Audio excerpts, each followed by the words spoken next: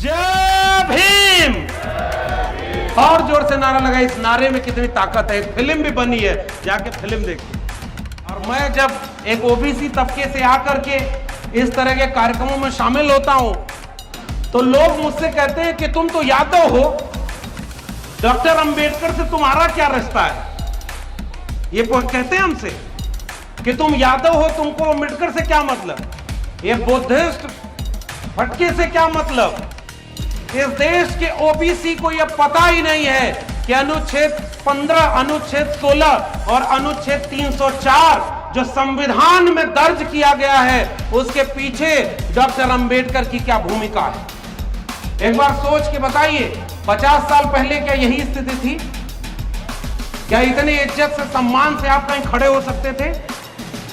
आपको दुत्कार के कहा जाता था तुम अहिर के बच्चे हो, जाओ गाय भैंस चराओ, तुम्हें देश चलाने की क्या जरूरत है। यह सब कुछ टूटा क्योंकि भारत का संविधान बना। मैं इसी उत्तर प्रदेश के आजमगढ़ का रहने वाला हूं, दिल्ली विश्वविद्यालय में पढ़ाता हूं। और जब अजय जी का ये पैगाम आया कि आपको हम औरैया बुलाना चाहते हैं, तो हमने इनसे पूछा कि क्या कार्यक्रम है। तो इन्होंने कहा कि यह एससी एसटी के तमाम संगठन मिलकर के एक महापंचायत कर रहे हैं और जिसका मकसद है कि अपने लोगों के बीच में जाकर एक वैचारिक बातचीत की जाए और लोगों को जागरूक किया जाए। इसीलिए आप देखेंगे कि इस कार्यक्रम में किसी भी राजनीतिक दल का झंडा नहीं। हमारा स्वागत भी इस बेहद खास और अहमियत भरे वस्त्र से किया गया है जिसकी अहमियत आप लोग जानते होंगे। और सामने बाबा साहब की एक आदमकद मूर्ति लगी हुई। आप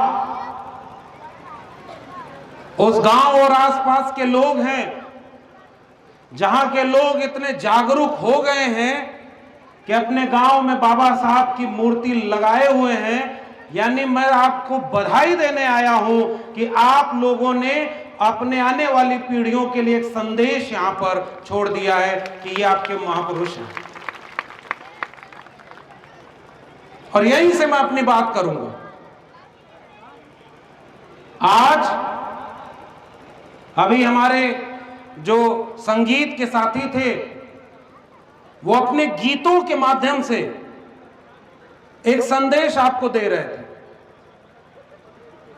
और उससे भी खास बात, इस कार्यक्रम की शुरुआत में एक विद्यालय जिसका नाम मैं भूल रहा हूं, उसके 3 छात्र और 3 छात्राओं ने बाबा साहब को समर्पित गीत के ऊपर नृत्य करते हुए यहां पर एक प्रस्तुति दी।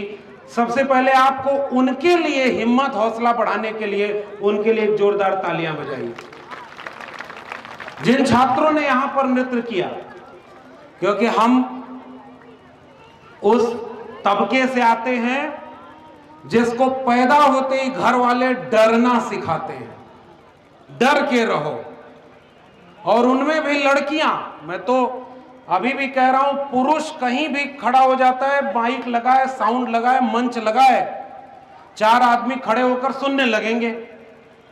या कहीं कार्यक्रम हो रहा है, बुलावा गया तो पुरुष घर के आके खड़े हो जाते हैं। इतनी तादाद में महिलाएं अगर किसी कार्यक्रम में आकर के बैठी हुई हैं, शामिल हैं, तो यह बताता है कि यह कार्यक्रम कोई आम कार्यक्रम नहीं है, यह बहुत खास कार्यक्रम है जिसमें इतनी महिलाएं शामिल हैं। हमारे घरों की महिलाओं को तो निकलने ही नहीं देते। और ये छोटे छोटे बच्चे, मैं एक बात जब इस तरह के कार्यक्रमों में जाता हूं तो महसूस करता हूं कि कभी हम भी जब छोटे बच्चे थे हमारे पिताजी ऐसे कार्यक्रमों में हमको लेकर के जाते थे तो हम भी उत्सुकतावश पूछते थे कि ये मूर्ति किसकी लगी है, ये कार्यक्रम में किसकी तस्वीरें लगी हुई हैं पोस्टर और बैनर में। तो पिताजी कभी कभी बताते थे ये बाबा साहब अम्बेडकर हैं, ये गांधी हैं, ये भगत सिंह हैं। आज इस कार्यक्रम से ये छोटे छोटे बच्चे जब घर लौटेंगे, जो होश संभाल चुके हैं, तो वो जरूर अपने घर वालों से पूछेंगे कि ये जो महिला की तस्वीर लगी है, ये फूलन देवी लिखा है, ये फूलन देवी कौन थी, ये पेरियार कौन थे, ये रैदास कौन थे। इसलिए आपने अगर अपने बच्चों को इस कार्यक्रम में शामिल कर दिया तो समझ लीजिए आपने अपने विचार को एक पीढ़ी आगे बढ़ा दिया और आप अपनी लड़ाई को आगे बढ़ा के सफल कर चुके हैं। सामाजिक न्याय की वैचारिकी में हम लोग आज जब ऐसा मंच मिलता है तो हिम्मत लेकर जाते हैं। मैं तो दिल्ली विश्वविद्यालय के एक कॉलेज में पढ़ाता हूं, ठीक ठाक तनख्वाह मिल जाती है, लेकिन ऐसे कार्यक्रमों से मेरा रिश्ता क्या है? जब भी मुझे इस तरह के कार्यक्रमों में बुलाया जाता है तो मैं इसलिए जाता हूं कि मैं यह बात लोगों के सामने कबूल कर सकूं कि मेरे जैसे अनगिनत लोग जो पिछड़े समाज में पैदा हुए, जो गाय भैंस चराया करते थे, खेती बाड़ी का काम करते थे, उनकी पीढ़ियां गुजर गई खेती बाड़ी करते हुए, उनको कभी इस देश में देश चलाने का मौका नहीं मिला। गाय भैंस चराना छोड़ करके विश्वविद्यालय में पढ़ने गए और धीरे धीरे आगे बढ़े तो बार बार लगता था कि घर वालों की वजह से आज मैं यहां हूं।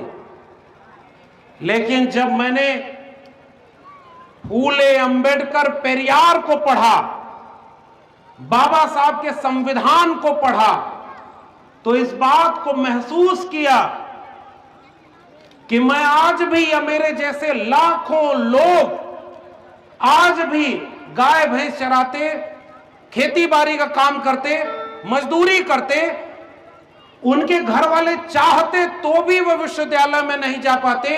अगर हम जा पाए तो उसकी दो वजह हैं, एक बाबा साहब का संविधान और दूसरा मंडल कमीशन की रिपोर्ट।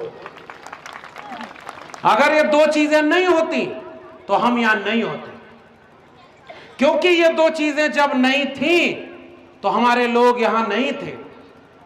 ये अजय जी जैसे लोग या तमाम जो हमारे वरिष्ठ साथी बैठे हैं या आप लोग यहां बैठे हुए हो, एक बार सोच के बताइए 50 साल पहले क्या यही स्थिति थी?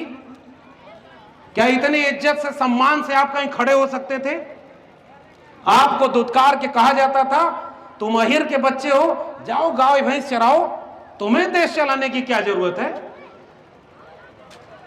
तमाम लोगों को जाति के आधार पर उनका सम्मान और गांव में हैसियत बना दी गई। यह सब कुछ टूटा क्योंकि भारत का संविधान बना। तो आज आपको यह जरूरत इस बात की है, और खासकर मैं माताओं और बहनों से यह गुजारिश कर रहा हूं, एक बात आप लोग समझिएगा, चौराहे पर खड़े होकर के पंचायत करनी हो या किसी के घर जाकर के चाय पीते हुए गप करना हो कि इस बार चुनाव में किसको वोट देना है, कौन अच्छा काम कर रहा है, कौन नहीं कर रहा है, ये सब काम पुरुष करते हैं। लेकिन घर के भीतर महिलाओं तक पुरुष की पहुंच नहीं हो सकती। तो आपके घर में कोई अगर बाबा साहब का संविधान क्या है इसको समझाने भी जाएगा तो वो भी घर के भीतर तो नहीं जा पाएगा। तो आपकी क्रांति कहां रुक गई? घर के दरवाजे की दहलीज पर आकर रुक गई। लेकिन एक महिला जिस दिन जागरूक हो जाए, वो घर के चौके तक बैठ करके दूसरी महिला को समझा सकती है कि बहन, ये हम लोगों के साथ बड़ा जुल्म और ज्यादती हो रहा है, हम लोगों को आज इस जुल्म और ज्यादती से आगे बढ़ना है और चलो हम भारत का संविधान पढ़ते हैं। ये काम एक महिला कर सकती है। इस देश में कोई क्रांति इसलिए नहीं हो पाई क्योंकि हमने महिलाओं को पुरुषों के बराबर हक ही नहीं होने दिया। हमारे सामाजिक न्याय के एक वैचारिक पुरोधा, और मैं जब एक ओबीसी तबके से आकर के इस तरह के कार्यक्रमों में शामिल होता हूं तो लोग मुझसे कहते हैं कि तुम तो यादव हो, डॉक्टर अंबेडकर से तुम्हारा क्या रिश्ता है। ये कहते हैं हमसे कि तुम यादव हो, तुमको अंबेडकर से क्या मतलब, ये बुद्धिस्ट फटके से क्या मतलब। तब मैं कहता हूं कि इस देश में एक चीज बर्बाद कर दी गई, इसीलिए लोगों को समझ में ही नहीं आया कि डॉक्टर अंबेडकर किसके नेता थे, और वह चीज थी शिक्षा। इस देश को शिक्षित ही नहीं होने दिया गया, इसीलिए इस देश के ओबीसी को यह पता ही नहीं है कि अनुच्छेद 15, अनुच्छेद 16 और अनुच्छेद 304 जो संविधान में दर्ज किया गया है उसके पीछे डॉक्टर अंबेडकर की क्या भूमिका है, ये पढ़ने ही नहीं दिया गया ओबीसी को। वैसे ही इस देश में महिलाओं को यह पढ़ने और समझने ही नहीं दिया गया कि महिलाओं की मुक्ति के लिए लड़ने वाला कोई था तो वो ज्योतिबा फूले, ईवी रामासामी नायकर पेरियार और डॉक्टर भीमराव अंबेडकर थे। यह बात तो महिलाओं को पढ़ने नहीं दिया गया। तो अंबेडकर को किसका नेता बना दिया? दलितों का नेता। और बार बार ये कहने लगे कि अंबेडकर किसके नेता हैं? दलितों के नेता। धीरे धीरे समय बदला, धीरे धीरे लोगों ने पढ़ा। जब तुम मूंछ रखने पर किसी की हत्या करने लगे, जब तुम घोड़ी चढ़ने से रोकने के लिए, सोचिए बारात जिस दिन जिस दूल्हे की जाती है उससे कीमती दिन उस पुरुष के लिए कोई होता है क्या? जब वो दूल्हा बना हुआ है, वो घोड़ी पर जा रहा है, और उस दिन जब वो एक दिन का शहंशाह अपने को महसूस करता है, बाराती सब उसकी जी हजूरी करते हैं कि बारात में दूल्हा बना है। इस देश में उस दिन भी जाति पूछ करके एक नौजवान को घोड़ी से उतारा गया और मारा गया है। क्या इस देश में ये नहीं हो रहा क्या? ये महिलाओं से मैं एक सवाल पूछता हूं, आप लोग बताइए, यहां कोई ऐसी महिलाएं जो अपने पुरुष से ज्यादा पढ़ी लिखी हो, जो पुरुषों से ज्यादा उनको गांव मोहल्ले से लेकर बाजार तक घूमने का मौका मिला? ये सवाल है मेरा आपसे। और पुरुष को यह आजादी मिली है कि वो कुछ भी करे। घर की लड़कियों को जैसे ही वो बड़ी होती है समझाया जाता है कि तुमको ऐसे चलना है, ऐसे रुकना है, ऐसे बैठना है, ऐसे हंसना है, और लड़कों को नहीं सिखाया। जिस दिन फूले, अंबेडकर, पेरियार आपके घर घर में पहुंच जाएंगे, आप अपने लड़कियों को लड़कों से ज्यादा तालीम देंगी, शिक्षा देंगे, और महिलाएं सशक्त होंगी, और तब यह देश बदलेगा। इस देश में कोई क्रांति इसलिए नहीं हुई क्योंकि महिलाओं को बराबरी का हक नहीं मिला। तो ये जो बात मैं कह रहा हूं आपसे, कि आपसे भी लोग आकर के कहेंगे कि डॉक्टर अंबेडकर किसके नेता हैं, ये कार्यक्रम किसका हो रहा है, तो बाहर से चौराहे से गुजरते हुए लोग कहेंगे कि ये दलितों का कार्यक्रम हो रहा होगा, चमारों का कार्यक्रम हो रहा होगा। मैं आज इस मंच पर खड़ा होकर के यह बात बोलने के लिए आया हूं कि यह केवल दलितों और चमारों का कार्यक्रम नहीं है। यह कार्यक्रम इस देश के हर एक वंचित, शोषित, दलित, पीड़ित, मूल निवासी का कार्यक्रम है। जो वंचित है, शोषित है, यह उसका कार्यक्रम है। यह बात अपने मोहल्ले में जाकर कहिएगा। और अब हिम्मत से काम लेने की जरूरत है। और किस बात की जरूरत है? कि किसी भी तरह के पाखंड से बचिए और अपने बच्चों को शिक्षा दीजिए। पहला फार्मूला, मैं कोई भाषण देने नहीं आया हूं भाई, नहीं तो आपको भी लगेगा कि पढ़ लिख लिए, दिल्ली में प्रोफेसर हैं तो आकर यहां हम लोग को लेक्चर दे रहे। अरे आप तो हमसे ज्यादा जागरूक लोग हैं, हमारे बड़े बूढ़े बुजुर्ग हैं, तमाम अनुभव है लोगों के पास। मैं आपको कोई भाषण देने नहीं आया, बस आपसे अपील करने आया हूं। पहली अपील, अपने घर में एक रोटी कम बने चलेगा। आपके घर में अगर चूना की पुताई नहीं हुई है तो रोक दीजिएगा। आपके घर में 2 जोड़ी कपड़ा की बजाय 1 कपड़े में काम चला लीजिएगा। लेकिन अगर अपने घर के लड़के और लड़कियों को पढ़ने के लिए स्कूल जरूर भेजिएगा। ये आप भरोसा दिलाएं। आप बताइए ये बात करेंगे कि नहीं करेंगे? आप लोग महिलाएं बताएं, आप लोग ये गलत बात है क्या? शिक्षा आपके बच्चों को नहीं मिलनी चाहिए? शिक्षा मिलनी चाहिए कि नहीं? अब शिक्षा मिलनी चाहिए तो होना क्या चाहिए भाई? जब तक बच्चे छोटे हैं तो स्कूल घर के नजदीक होना चाहिए। लड़कियां बड़ी हो गई तो बहुत दूर पढ़ने जाएंगी तो मुश्किल होती, चिंता होती घर वालों को। इसका मतलब कि आप पहचानिए उन लोगों को जो शिक्षा के लिए लड़ते हैं। आप लोगों में से कितने लोग ऐसे हैं जो सावित्रीबाई फुले को जानते हैं? हाथ उठाइए जरा। आप लोगों में से कितने लोग सावित्रीबाई फुले को जानते हैं? कितने लोग फातिमा शेख को जानते हैं? यह जागरूक लोगों का समूह है। और जो लोग ज्योतिबा फुले के साथ सावित्रीबाई फुले को जानते हैं, वो जानते हैं कि उनके लिए शिक्षा की देवी कोई है तो वो सावित्रीबाई फुले हैं, जिन्होंने लड़कियों के लिए पहला स्कूल खोला। और आपको जान के आश्चर्य होगा कि जब पहला स्कूल खोला तो उनका विरोध होता था कि लड़कियां पढ़ लिख के क्या करेंगी। आज भी घरों में, आपके घरों में ये बातचीत होती होगी कि लड़की हाई स्कूल कर ली, इंटर कर ली, बीए कर ली, अब उसकी शादी करा दो। ये जितनी लड़कियां यहां आई हैं, मैं उन सब से भी एक अपील करके जा रहा हूं, अगर तुम्हारे घर में तुम्हारे माँ बाप कहें कि अब बीए हो गया, हाई स्कूल हो गया, इंटर हो गया, शादी कर दो, तो सावित्रीबाई फुले, फातिमा शेख की फोटो सामने रख करके लड़ जाना कि पहले हमें पढ़ाओ, जब हम अपने पैर पर खड़े हो जाएंगे तब शादी करेंगे। ये आपकी जरूरत है। क्यों शादी कर दे भाई? क्योंकि आज जरूरत इस बात की है कि अगर एक लड़की पढ़कर दूसरे घर में जाएगी तो पीढ़ियां बदल देगी, और जब पीढ़ियां बदल जाती हैं तो उन्हें कोई मानसिक गुलाम नहीं बनाएगा। ये काम आज बहुत जरूरी है। और जितने पुरुष हैं, अच्छा एक बात बताइए, अगर किसी जगह पर गरीबों का शोषण अमीर करता है तो आप गरीबों को समझाने जाएंगे कि अमीरों को समझाएंगे कि शोषण करना बुरी बात है? किसको समझाएंगे? जोर से बोलिए, किसको समझाएंगे? अमीरों को समझाएंगे। वैसे ही जिस जगह पर महिलाओं को हमेशा दबा के रखा गया, तो ज्यादा समझाने की जरूरत किसको है? महिला को कि पुरुष को? महिला को। क्यों? महिला को तो पहले से ही आपने दबा के रखा। समझाने की जरूरत किसको है? पुरुष को, जिसके दिमाग में बीमारी है। ज्योतिबा फुले अगर अपनी पत्नी सावित्रीबाई फुले को पढ़ने के लिए, स्कूल पढ़ाने के लिए नहीं भेजते तो क्या वो शिक्षा की क्रांति हो पाती क्या? आप जितने लोग हैं यहां, तो जागरूक लोग, मैं फिर से कह रहा हूं, आप जिस भी जगह जाते हैं अपने घर की महिलाओं को साथ लेकर जाइए, और ये बात अपने घर की दीवारों पर जाकर लिख दीजिए कि अगर शिक्षा नहीं मिली तो आपके बच्चों का भविष्य बर्बाद होना तय है। यह बात नोट कर लीजिए।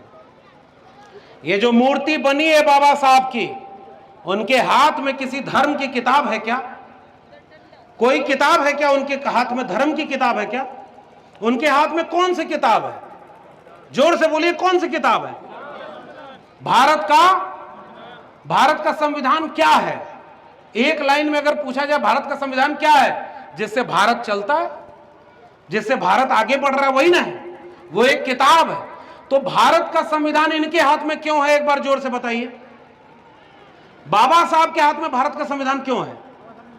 क्योंकि बाबा साहब उस ड्राफ्टिंग कमेटी के चेयरमैन थे। बाबा साहब ने लिखा है भारत का संविधान। ये बात पता है ना आप लोगों को? अगर बाबा साहब पढ़े लिखे ना होते तो क्या उनको भारत का संविधान लिखने का मौका मिलता? क्या विदेश में जाकर बाबा साहब अगर पढ़ाई नहीं किए होते तो क्या उनको भारत में संविधान लिखने का मौका मिलता? क्या अरे विदेश में पढ़ करके लौटे तो रहने को घर नहीं दे रहे थे, वो भारत का संविधान लिखने के लिए मौका देते क्या? लेकिन मजबूरी उस समय की ये थी कि जिस दौर में भारत का संविधान लिखा जाना था, बाबा साहब से ज्यादा पढ़ा लिखा व्यक्ति दूसरा कोई भारत में था ही नहीं, इसलिए बाबा साहब को संविधान लिखने के लिए कहा गया। जितनी डिग्रियां थी, जितनी काबिलियत थी, वो इनमें थी, इसलिए भारत का संविधान लिखे। तो अगर बाबा साहब नहीं पढ़े लिखे होते तो क्या यह संभव होता? क्या आप अपने गांव में बाबा साहब की तस्वीर लगा पाते? क्या उनके गुजरने के सालों बाद भी आप अपने मोहल्ले में जय भीम बोल करके किसी भी अन्याय के खिलाफ लड़ने जब खड़े होते हैं तो आपके अंदर हिम्मत किसकी मिलती है? बाबा साहब की। अगर शिक्षा न होती, अगर लिखे पढ़े न होते तो क्या आप उनकी मूर्ति बनाते? क्या ये मूर्ति क्या पूजा करने के लिए आपने बनाई है? आप एक बार जोर से बताइए, ये मूर्ति पूजा करने के लिए बनाई? नहीं। ये मूर्ति क्यों बनाई है? क्योंकि अपने लोगों को आत्मविश्वास दें कि तुम्हारे बीच में जिसे मनुष्य ही नहीं समझा गया, उसने इस मुल्क का मुस्तकबिल लिख दिया है। इसलिए वंचितों, शोषितों, कमेरा जाति के लोगों, अपने बेटे बेटियों को पढ़ाओ ताकि एक बाबा साहब के सपनों के दिखाए भारत में अनगिनत उनके शिष्य पैदा हों और इस देश को वैसा बना दें जैसा फूले, अंबेडकर और पेरियार चाहते थे। इसलिए ये मूर्ति यहां लगाई गई है। मेरे पास कितना समय बचा है? बोलते रहिए आप। अच्छा, ये बात पहली, इसलिए मैं पहली बात क्या कह के जा रहा हूं? शिक्षा। अगर शिक्षा देने के लिए एक जोड़ी चप्पल कम खरीदनी पड़े तो खरीदिएगा, एक जोड़ी कपड़ा कम लेना पड़े तो लीजिएगा, घर में एक रोटी कम बनाना पड़े तो बनाइएगा, लेकिन अपने बेटे बेटियों को शिक्षा जरूर दीजिएगा। वरना जो शिक्षा विहीन पीढ़ी है उसे अचानक कोई आएगा और गुलाम बनाकर लेकर चला जाएगा। फिर कोई कहाएगा अब आपका बच्चा पढ़ा लिखा तो है नहीं, तो कभी देवी देवता के नाम पर, किसी पाखंड के नाम पर उसको मूर्ख बनाएगा। तो धर्म क्या करता है? डराता है। शिक्षा क्या करती है? मुक्ति देती है। शिक्षा क्या देती है? मुक्ति देती है। कितने लोग ऐसे हैं जो ये मानते हैं कि मुक्ति का द्वार अगर कोई है तो शिक्षा है? हाथ उठाइए, बताइए। तो शिक्षा अगर मुक्ति का द्वार है तो कैसी शिक्षा? क्या वैसी शिक्षा की जेब में पैसा कितना इससे तय हो कि एडमिशन कहां होगा? बाबा साहब, ज्योतिबा फूले, पेरियार साहब कौन सी शिक्षा चाहते थे? वह शिक्षा जिसमें आपकी जेब में कितना पैसा है इससे तय न होना पड़े कि आपको शिक्षा मिलेगी कि नहीं। बाबा साहब और ज्योतिबा फूले, सावित्रीबाई फूले, वो लोग स्कूल खोलने गए। अब एक किस्सा सुनाता हूं, इसे ध्यान सुनिएगा, 2-3 बातें बताऊंगा। जब ज्योतिबा फूले और सावित्रीबाई फूले स्कूल में पढ़ाना शुरू कर दिए तो जब घर लौट कर गए तो देखते हैं कि उनके पिता को कुछ लोग जाकर के भड़का रहे हैं कि ये तुम्हारे बेटा और बहू ये तो अनर्थ कर रहे हैं, ये तो पाप कर रहे हैं। तो उन्होंने पूछा क्या पाप कर रहे हैं? तो उन्होंने कहा ये तो लड़कियों को पढ़ा रहे हैं, ये छोटे छोटे अछूत बच्चों को पढ़ा रहे हैं, ये तो धर्म भ्रष्ट कर देंगे, ये तो सब बर्बाद हो जाएगा। तो पिताजी नाराज हो गए। पिताजी ने ज्योतिबा फूले से कहा कि तुम ये काम बंद कर दो। ज्योतिबा फूले ने कहा कि मैं तो शिक्षा दे रहा हूं, इससे धर्म कैसे भ्रष्ट होगा भाई, हम तो अपने बेटे बेटियों को पढ़ा रहे हैं। उन्होंने कहा कि फिर एक काम करो, या तो ये काम बंद कर दो या घर छोड़ दो। ज्योतिबा फूले, सावित्रीबाई फूले की जगह हम आप होते तो क्या करते? एक बार सोच के बताइए। हम कहते कि पिताजी ज्यादा महत्वपूर्ण हैं, चलो पिताजी की बात मान लेते हैं, बंद कर देते हैं स्कूल, सारा ठेका हमने लिया है क्या? बोलते कि नहीं ऐसा बोलते? ज्योतिबा फूले, सावित्रीबाई फूले ने क्या कहा? हम शिक्षा देना बंद नहीं करेंगे, हम आपका घर जरूर छोड़ सकते हैं। और दोनों घर छोड़ करके चले गए और स्कूल और विद्यालय खोला। सावित्रीबाई फूले के ऊपर मैला फेंका गया, कचरा फेंका गया। वो 2 साड़ी लेकर घर से निकलती थी और जा करके एक साड़ी विद्यालय में बदलती थी और बच्चों को पढ़ाती थी और कविता लिखती थी कि वो मेरे ऊपर गोबर फेंकते गए और मैं उनके दिमाग का गोबर ठीक करने के लिए विद्यालय में शिक्षा देती चली गई। आज भी जो लोग कल सावित्रीबाई फूले पर गोबर फेंक रहे थे वही लोग आज गोबर में विज्ञान ढूंढते हैं। बताइए सही बात है कि नहीं? गोबर में विज्ञान कौन ढूंढ रहा है? नालिक गैस से चाय कौन बनाता है? सुना है आप लोगों ने कि नहीं? नालिक गैस से चाय बनती है। महाभारत काल में इंटरनेट था। अरे भाई नहीं, हमें पढ़ने दो, हमें पढ़ने का हक चाहिए। दूसरी चीज अगर आपको जरूरत है वो किसकी? स्वाभिमान की। हमें मनुष्य हैं और हम सब बराबर, हम सब बराबर हैं और हमें किसी से डराओ नहीं, धर्म से डराओ नहीं। और डर के मारे धर्म आप मानते हो। बाबा साहब ने ये सब कहा कि भाई मुक्ति किसमें मिलेगी? सब मनुष्य हैं। और धर्म क्या करता है? डराता है। एक लड़का था हमारे गांव में और वो खजूर के पेड़ पे चढ़ गया। तो खजूर के पेड़ पे से ऊपर देखा तो उसको डर लगने लगी। तो कहा नीचे कैसे जाएंगे? तो उसने कहा कि हनुमान जी अगर हम सही सलामत नीचे उतर गए तो 1 किलो लड्डू आपको चढ़ाएंगे। थोड़ा आत्मविश्वास मिला, आधा उतर गया। आधा उतरने के बाद कहा हनुमान जी थोड़ा गरीबी है हमारे घर में, इसलिए 1 किलो लड्डू तो नहीं चढ़ा पाएंगे, आधा किलो लड्डू चढ़ाएंगे आप। थोड़ा और हिम्मत मिली, थोड़ा और नीचे उतर गया। तो उसके बाद कह रहा है कि आजकल तनख्वाह मिली नहीं है, नौकरी छूट गई है कोरोना के कारण, बिजनेस चल नहीं रहा, तो 250 ग्राम पाव भर लड्डू चढ़ाएंगे, आप उतने में ही खुश हो जाइएगा। और ऐसा करते करते वो जब आदमी नीचे जमीन पर उतरा तो कान पकड़ करके उठक बैठक करता है कि हनुमान जी आप तो भगवान हैं, आज से न पेड़ पर चढ़ूंगा और न लड्डू चढ़ाऊंगा। तो ये जो काम है ये कैसे बनता है, मुक्ति कैसे मिलेगी? शिक्षा से। एक आदमी बहुत परेशान था, पंडित जी आए और उन्होंने कहा कि तुम्हारा शनि ग्रह ठीक नहीं है, तो हम हवन करा दो, कितना पैसा लगेगा? तो बोला 1 लाख रुपया। तो कहा इतना पैसा तो नहीं है हमारे पास। तो कहा अच्छा 50,000 वाली हवन करा दो, उसमें मुक्ति मिल जाएगी। तो कहा 50,000 भी नहीं है।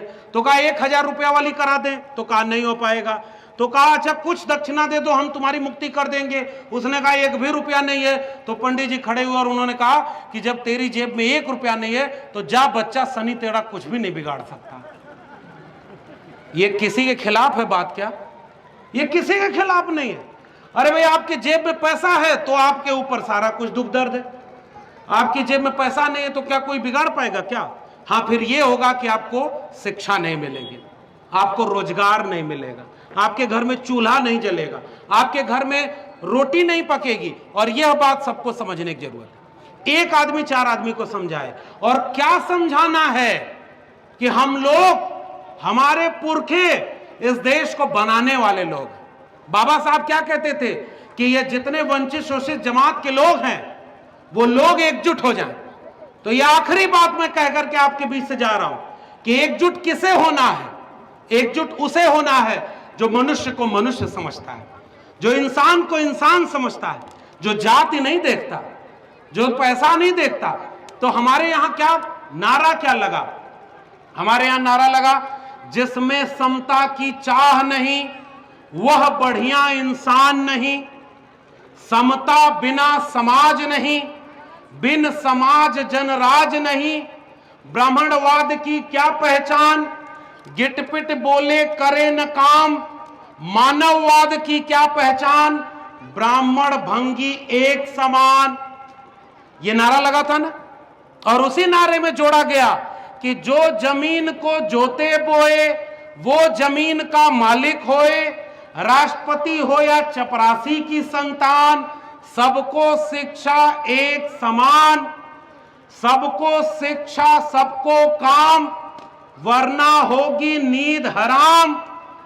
और इसी नारे को आगे बढ़ाया मानवर कांसीराम ने कि मंडल कमीशन लागू करो वरना कुर्सी खाली करो।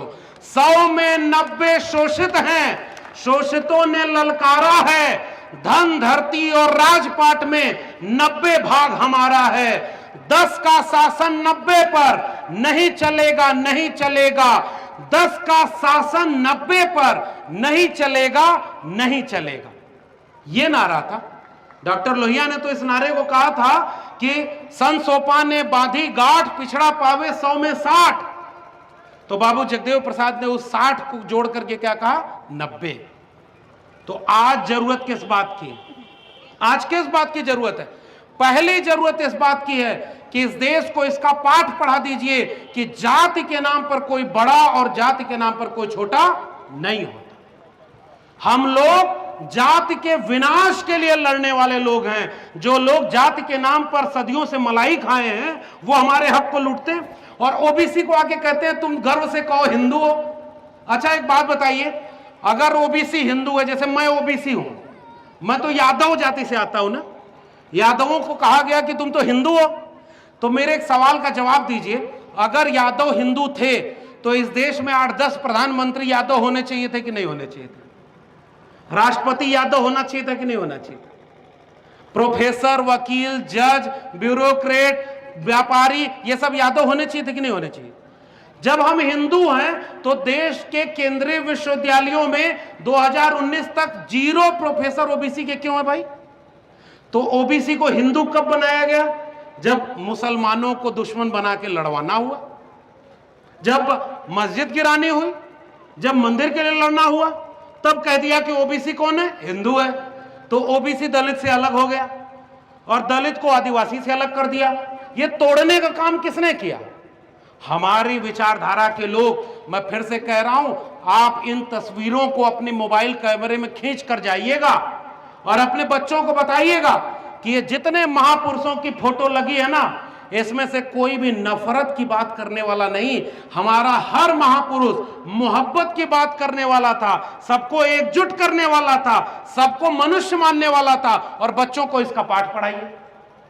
आपकी टीवी पर रामायण आता है ना, बाबा भीम का जीवन चरित्र क्यों नहीं आता है? हमारे बच्चे रामायण देख रहे हैं, हमसे इससे बढ़िया कि ज्योतिबा फूले को पढ़ें, सावित्रीबाई फूले को पढ़ें। तो मनुष्य होने के नाते सब बराबर। आप फिर क्या मांगने लगेंगे? जब आप जागरूक हो जाएंगे तब आप कहेंगे कि शिक्षा नहीं मिल रही, रोजगार नहीं मिल रहा, नौकरी नहीं मिल रही, और हमारा जो धन संपत्ति था वो घट रहा है। तो फिर क्या होगा? फिर आपका ध्यान भटकाया जाएगा। किसके लिए? कि देखो मुसलमानों की आबादी बहुत बढ़ रही है। अरे भाई क्यों नफरत इतनी कर रहे? मैं तो यादव तबके से आता हूं ना, तो हमारे यहाँ भैंस पाली जाती है। गाय वाय ने छोड़िए, गाय वाय के लोग लेकर के लिंचिंग कर दे रहे हैं, मार दे रहे हैं, लोग जान ले रहे हैं। हमारे यहाँ तो गाय भैंस ऐसे ही पाली जाती थी। हमारे यहाँ गांव में एक बच्चा सुबह घर से निकला तो किसके चौके बर्तन पर जा करके कहाँ खाना खा लेता था पता ही नहीं चलता था। अब तो गांव गांव में नफरत फैला दी इन लोगों ने। हमारे यहाँ तो मोहब्बत थी। तो हमारे यहाँ भैंस चुराने वाले चोर आते थे अमावस की रात में। अमावस की बात मतलब समझते ना, जब अंधेरिया रात होती है तो अंधेरिया रात में भैंस चुराने वाले चोर आते हैं। और हमारे यहाँ गांव में, आप लोग भी गांव के जानते ही होंगे, जानवरों के गले में एक घंटा पहनाया जाता है। घंटा या घंटी पहनाया जाता है। क्यों पहनाया जाता है? कि वो हिलता डोलता रहे तो मकान मालिक को लगता है कि हाँ जानवर बाहर है, वो सुरक्षित है। और चोर आते हैं, भैंस खोलते हैं, भैंस को लेकर के भागते हैं अंधेरिया रात। अब मान लीजिए इस मोहल्ले से भैंस लेके भागेंगे और अगर इधर से घंटे की आवाज आने लगेगी तो गांव के लोग किधर दौड़ेंगे? जिधर से घंटे की आवाज आ रही, जाएंगे कि नहीं उधर जाएंगे? तो चोर सब क्या करते हैं कि उसको भैंस के गले का घंटा निकाल लेते हैं और घंटा लेकर के, घंटी लेकर के एक चोर उत्तर की दिशा में भागता है तो भैंस लेकर के दूसरे चोर दक्षिण की दिशा में भागते हैं। गांव वाले किस दिशा में जाएंगे? जिधर से घंटी की आवाज आ रही है तो वो उत्तर दिशा में जाएंगे। और चोर भैंस को लेकर किधर गया? दक्षिण दिशा में। भागते भागते चोर एक जगह घंटी फेंक करके भाग जाएगा। गांव वाले हांफते हांफते पहुंचे तो वहां जाके क्या मिली? घंटी मिली। और भैंस चोर लेकर के हमारे आपके हाथ से भी शिक्षा की, रोजगार की, सांप्रदायिक सौहार्द की जो भैंस हमारे पुरखों ने सदियों सदियों से पाल करके हमको मोहब्बत का पाठ पढ़ाया था, उसे कुछ चोर आकर के चुरा रहे हैं और आपके हाथ में घंटी पकड़ा रहे हैं कि देखो हिंदू खतरे में है मुसलमानों से, देखो दलितों का हक जाटवों ने ले लिया, देखो ओबीसी का हक यादवों ने ले लिया, देखो हिंदू खतरे में है, मंदिर बनाने जाना है। और शिक्षा, रोजगार, स्वास्थ्य, इन सब की भैंस को लेकर के वो भाग गए। क्या इस कहानी को समझने में कोई दिक्कत हुई क्या? कुल मिला के खेल इतना ही है। ये कोई रॉकेट साइंस बताए क्या हम? आपके हाथ से क्या छीन लिया? शिक्षा छीन ली। अब मैं आपको आखिरी बात कहते हुए, चूंकि और लोग हैं बोलने के लिए, अजय जी को बधाई दीजिए। नेतागिरी तो बहुत लोग करते हैं और सब नेतागिरी करते हैं। कोई घर में आके ये कहे कि राजनीति बुरी चीज है, तो डॉक्टर राम मनोहर लोहिया एक बात कहते थे कि अगर अच्छे लोग राजनीति में नहीं आएंगे तो वो बुरे लोगों द्वारा राजनीति के शिकार होंगे। भाई आप अच्छे लोगों को कह दो कि नेतागिरी में नहीं जाना है तो बुरा आदमी जाएगा राजनीति में, वो चुनाव जीत करके आपका नेता बन जाएगा। तो अपने घर में राजनीति से दुश्मनी मत बनाइए। कोई अगर नेता बनने के लिए काबिल लड़का है, ये सब नए नए लड़के हैं, सब बहुत तेज तर्रार है, इनको आगे बढ़ाइए। तो अजय जी जैसे लोग काम कर रहे हैं, ये नेता भी होंगे, अपने जगह पे राजनीति कर रहे हैं, लेकिन यहां इन्होंने क्या चुना कि चलो हम जोड़ने वाली, मोहब्बत वाली बात करते हैं, चलो सबको एक करते हैं। बाबा भीमराव अंबेडकर के सपनों का भारत कैसे बनेगा, फूले पेरियार के सपनों का भारत कैसे बनेगा, चलो सबको बुलाते हैं और गीत भी गवाएंगे तो उसमें भी बाबा भीम की प्रशंसा कराएंगे। कोई भाषण देने के बुलाएंगे तो उसमें भी कहेंगे कि लोगों को जोड़ने वाली बात करो। तो ये काम करने वाले लोगों का साथ दीजिए। और मैं आखिरी बात जो कह के जा रहा हूं वो ये, मैं एक ही बात आपको समझा के जा रहा हूं, कोई आपके आत्मसम्मान से अगर छेड़खानी करे तो कभी उससे समझौता नहीं करिए। हमारे ईवी रामास्वामी नायकर पेरियार ने दक्षिण भारत में आत्मसम्मान आंदोलन चलाया था। हमारे ज्योतिबा फूले ने सत्य शोधक समाज बना करके आत्मसम्मान आंदोलन चलाया था। हमारे भीमराव अंबेडकर ने तो संविधान में सबके मुस्तकबिल इतना लिख दिया कि आप आज भी उनकी फोटो लगा करके अपने हक हुकूक के लिए लड़ लेते हैं। तो ये जो आत्मसम्मान है, ये किस बात का आत्मसम्मान है? यही कि आज आपके आत्मसम्मान से छेड़खानी हो रही है, आपको आपस में लड़ाया जा रहा है। और दूसरा, आपके हाथ से नौकरी और रोजगार को छीना जा रहा है, और नौकरी और रोजगार के छीन करके आपके हाथ में नफरत फैलाई जा रही है, और उस नफरत से बचने की जरूरत है। इसलिए आज आपको घर घर में अगर एक किताब जिसकी पूजा करनी चाहिए, पूजा तो खैर किसी की नहीं करनी चाहिए, पढ़ना चाहिए, वो एक किताब अगर कोई है तो भारत का संविधान है। आज आप लोग हाथ उठा कहिए, घर घर में भारत का संविधान रखेंगे कि नहीं रखेंगे? अपने बच्चों को भारत का संविधान पढ़ाएंगे? भारत का संविधान पढ़ाएंगे आप लोग? उसके साथ साथ अपने बच्चों को रोज हफ्ते में एक बार बैठा करके बताइए कि सावित्रीबाई फुले कौन थी, ज्योतिबा फुले कौन थे, पेरियार कौन थे, डॉक्टर अंबेडकर कौन थे, भगत सिंह कौन थे, लोहिया कौन थे, कांशीराम कौन थे, और सबको एकजुट करके तब अपने बच्चों को तैयार करिए, ताकि कल कोई आए और उससे कहे कि हिंदू धर्म खतरे में है, उसे बचाने जाना है, तो आपका बच्चा वहां रोक करके कहे कि मेरी नौकरी खतरे में है, चलो पहले उसको बचाने के लिए चलो, मेरा रोजगार खतरे में, उसको बचाने चलो, मेरे जिले का अस्पताल बर्बाद कर दिया, कोरोना में लाखों लाख लोग मर गए, ऑक्सीजन नहीं दे पाए, सरकारी स्कूल सरकारी विद्यालय बर्बाद कर दिया। खतरे में कौन है? न हिंदू खतरे में है, न मुसलमान खतरे में है। अगर कोई खतरे में है तो भारत का संविधान खतरे में है, क्योंकि भारत के संविधान ने जितना हक एक हिंदू को दिया है उतना हक एक मुसलमान को दिया है, जितना हक एक ब्राह्मण को दिया उतना हक एक दलित और पिछड़े को दिया। तो जिस दिन संविधान खतरे में रहेगा उस दिन ना आप सुरक्षित हैं और ना हम सुरक्षित हैं। एक नवाज देवबंदी ने एक शेर कहा है कि जलते घर को देखने वालों, फूस का छप्पर आपका है, आग के पीछे तेज हवा है, आगे मुकद्दर आपका है, उनके कत्ल पे मैं भी चुप था, मेरा नंबर अब आया, मेरे कत्ल पे आप भी चुप हो, अगला नंबर आपका है। इसलिए आपस में लड़ना नहीं है, इसलिए यह बात पहचाननी है कि कौन आपका अपना है और कौन पराया है, कौन आपके बच्चों के भविष्य के लिए लड़ रहा है। क्या आपके बच्चों को आप ये कह के जाएंगे कि बेटा हमने तुमको पढ़ाया नहीं क्योंकि राम मंदिर बनवाना था, क्योंकि हमें जो है मस्जिद बनवानी थी, क्योंकि हमें जो है वे कराना था? आपका बच्चा जिस दिन आपसे पूछेगा कि आपकी आंखों के सामने हमारा आरक्षण छीन लिया गया, आपकी आंखों के सामने सारी सरकारी शिक्षा को, नौकरी को प्राइवेट हाथों में बेच दिया, अंबानी अडानी के हाथों में बेच दिया, आप उस समय क्या कर रहे थे? आप कम से कम अपने बच्चों को आंख में आंख मिलाकर कहें कि बेटा जब ये काम हो रहा था तो हम औरैया जिले में एक कस्बे में एक सम्मेलन बुलाया गया था, उसमें जाकर के इस बात की चिंता कर रहे थे कि हमें भारत का संविधान कैसे बचाना है, हम तुम्हारे भविष्य को बचाने की लड़ाई में शामिल थे। यही अपील मैं आपसे करके जा रहा हूं। आने वाले लोग आपको आएंगे, वो समझाएंगे कि इस नेता को वोट दो, इस नेता को वोट दो।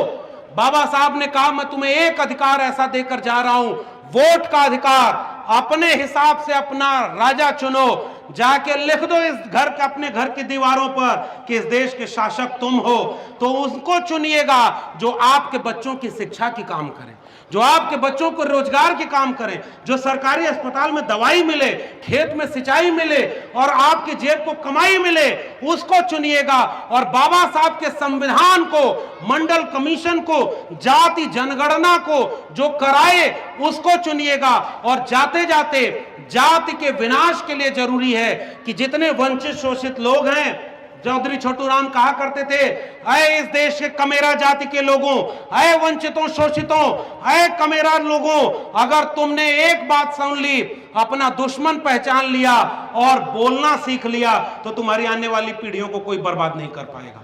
इसलिए इस कार्यक्रम की महत्ता तब है जब ये महिलाएं अपने घर जाकर के दूसरी महिला से बतियाएंगी, जब ये अपने बच्चियों को पढ़ने का अधिकार देंगे, जब ये छोटे छोटे बच्चों को पढ़ने का अधिकार दिया जाएगा, तब इस कार्यक्रम की सार्थकता है। वरना ऐसे ही एक दिन कोई चोर चुराने वाला आएगा और आपका अपना चुरा कर ले जाएगा, और आपके हाथ में क्या मिलेगा?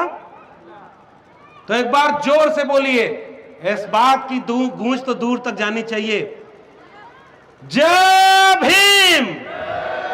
और जोर से नारा लगाइए। इस नारे में कितनी ताकत है, एक फिल्म भी बनी है, जाके फिल्म देखिए।